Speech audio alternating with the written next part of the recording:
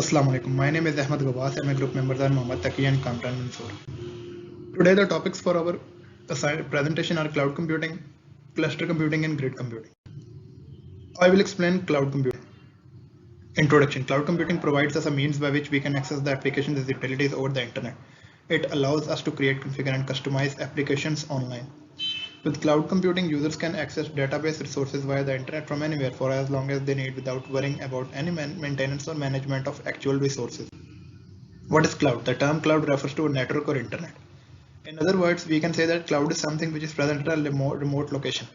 Cloud can provide services over internet, that is on public networks or on private networks, example WAN, LAN or VPN.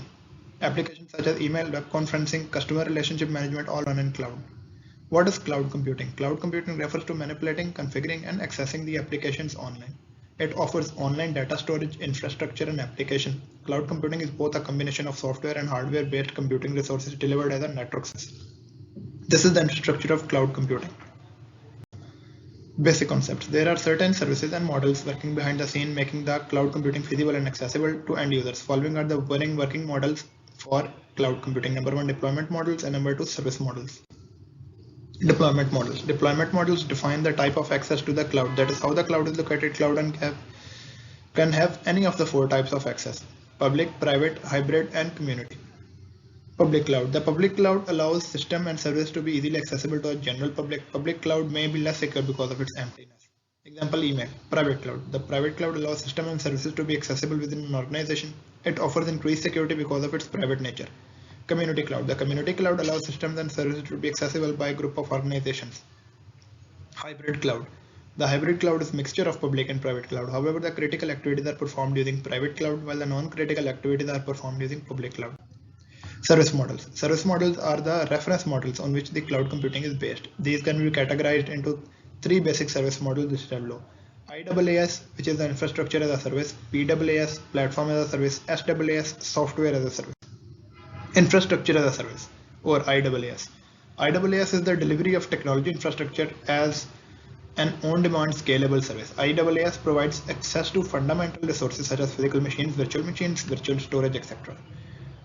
They are usually built based on usage, usually multi-tenant virtualized environment, and can be coupled with managed services for operating system and application support. Platform as a service, PaaS. PaaS provides the runtime environment for applications. PaaS provides all of the facilities required to support the complete lifecycle of building and delivering web applications and services entirely from the internet. Typically, applications must be developed with a particular platform in mind. For example, multi-tenant environments. Software as a service, SaaS. SaaS model allows to use software applications as a service to end users. SaaS is a software delivery methodology that provides licensed multi-tenant access to software and its function remotely as a web service. Usually built based on usage, usually multi-tenant environment. These are examples of cloud service layers. Advantages of cloud computing. Lower computer costs, improved performance, reduced software costs, instant software updates, improved document format compatibility, unlimited storage capacity, increased data reliability, universal document access, latest version availability, easier group action. And now some disadvantages. Requires a constant internet connection, does not work well with low speed connections, features might be limited, can be slow, stored data can be lost, stored data might not be secure. These are cloud storage. To use cloud storage, we have to create an account, username and password. Content lives with the account in the cloud, and you can log on to any computer with Wi-Fi to find your contact. Some cloud storage apps are Box, SkyDrive, Dropbox, and Amazon. Now I would like to invite my next member, Muhsammad Taqi, to explain cluster computing. Assalamu alaikum, my name is Muhsammad Taqi, and today the topic of my presentation is cluster computing. Cluster computing is the form of computing in which a group of computers are linked together so that they can act like a single entity. It is a technique of linking two or more computers into a network, usually through a local area network. In order to take advantage of the parallel processing power of those computers, the main components of these computers are memory, networking components, and processors. Types, there are three types of clusters: high availability clusters, low balancing clusters, high performance clusters. Now, high availability clusters. High availability clusters are groups of computers that support server applications that can be reliably utilized. The clusters are designed to maintain the clusters are designed to maintain redundant nodes that can act as backup systems in the event of failure. The minimum number of nodes in a HA cluster is 2, 1 active and 1 redundant, though most HA clusters will use considerably more nodes. Now, load balancing clusters. Load balancing cluster is a computer networking methodology to distribute workload across multiple computers or a computer cluster. Load balancing clusters operate by routing all work through one or more load balancing front-end nodes, which then distribute the workload efficiently between the remaining active nodes. Load balancing clusters are extremely useful for those working with limited IT budgets. Devoting a few nodes to the managing workflow of a cluster ensures that limiting processing power can be optimized. Now, high performance clusters. High performance cluster computing uses supercomputers and computer clusters to solve advanced computation problems. HPC clusters are designed to exploit the parallel processing power of multiple nodes. They are most commonly used to perform functions that require nodes to communicate as they perform their tasks. For instance, when calculation results from one node will affect future results from another. Now, cluster classification. Open clusters, all nodes can be from outside and hence they need more IPs and cause more security concern. But they are more flexible and are useful for internet, web, information server tasks. Now, closed cluster, they hide most of the cluster behind the gateway nodes. Consequently, they need less IP addresses and provide better security. They are good for computing tasks. Now, what are cluster applications? Cluster applications are Google search engine, petroleum reservoir simulation, protein explorer, earthquake simulation, image rendering, weather forecasting. And the benefits of cluster computing are awesome processing performance, power, cost efficient, expandability, availability. Now, the details of the benefits are awesome processing power. The processing power of high performance computer cluster is the same as a mainframe computer. With many computers in a cluster, the processing power may even exceed that of the mainframe. Now, the cost efficient. Purchasing several good quality computers such as HP desktops at once is less expensive than buying one supercomputer. The average PC today is a lot more powerful than the first mainframe computers. The expandability, many people feel that the best benefit of utilizing computer cluster is that they can be expanded easily by adding additional computers to the network. A mainframe computer has a fixed capacity and will only be available to handle so much power at a time. Now the availability, when the mainframe computer fails, the entire computer fails. However, if a node in a computer cluster fails, its operation can be simply transferred to another node within the cluster, ensuring that there is no interruption in service. Now the challenges are size, scalability, means physical and application, single system image, look and feel of one system, security and encryption, cluster of clusters, and enhanced availability means failure management. Now the conclusion of this cluster computing is cluster computing offers a comparatively cheap alternative to large server mainframe computer solutions, and clusters based supercomputers can be seen everywhere, offer incremented growth and matches with finding pattern. New trends in hardware and software technologies are likely to make cluster more promising. Now the next topic is great computing, and this topic will be explained by my next fellow, Kamran Manzoor. Assalamu alaikum. Bismillahirrahmanirrahim. My name is Kamran Manzoor and I'm going to explain about grid computing. So here these topics we're gonna cover in this presentation, which are introduction, definition, real-time application, advantages, disadvantages, and conclusions. So what is grid word itself? A grid is a set of information resources, like it have multiple source together information, so that are integrated to provide users with tools and applications that treat those resources as component within a virtual system. So we have a software that manage this information and used to achieve a common task. So what is grid software? Grid software solution provide the underlying mechanism necessary to create such system, including authentications and authorization, resource discovery, resource management, communications and information services. So it is a software that administrate and provide security and also look on overloads of grid network. So let's move forward.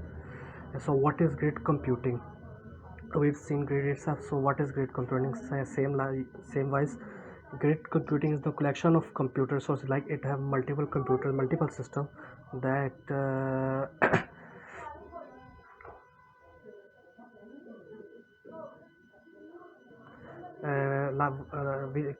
grid computing is the collection of computer resources from multiple locations to reach common goal. Like there are multiple computers connected in a single network, which is obviously grid computing. So they used to perform task and achieve single goal. So this is grid computing. What is the characteristics of a grid? Non-centralized control center, like it doesn't have it depend on single network, single system. It have multiple, obviously multiple computers, so it is non-centralized. So heterogeneity, like every system may have different capabilities, so that's why it is called heterogeneity.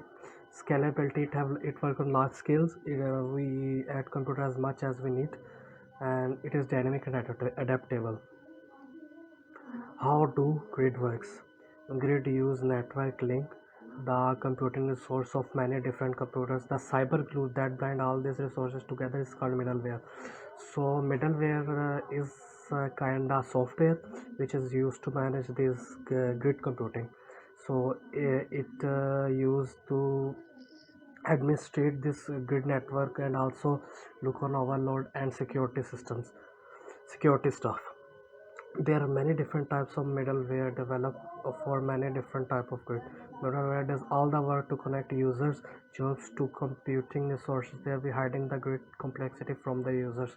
Obviously if we perform complex tasks, it will perform complex tasks rather than more efficiently rather than a single computer.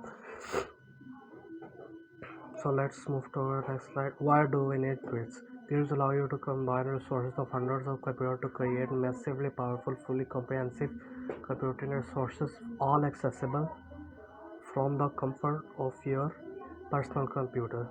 So it connects with hundreds of computers. There are no limit. You can connect 5, 10, and etc. as much as you need, according to your need, what work you wanted to, what output you want to get from this system. So this means grid can react quickly to changing needs. A tremendous resource for situation like natural disaster, epidemics. Obviously it have capability to perform such tasks because it is powerful. So why it is called as grid? The idea is in the future plugging into a computing grid will be as simple as plugging into an electrical grid. And like an electrical grid, user will simply plug in and use as much computing power as they need. They knowing where it come from and how it was produced, you will simply plug in and use as much as you need. So here is the picture about how grid computing works. On the top we have user and administrator. User is the individual or system which will gonna use the resources or goal that resource will achieve, and administration that will administrate all these resources. And in the bottom there are the resources which will gonna uh, perform, which will gonna their capability will be used to achieve goals. So methods of grid computing. There are methods of grid computing: distributed supercomputing, high thoughtful computing, on demand computing, data intensive computing, collaborative computing, logistical network. These are the method of grid computing.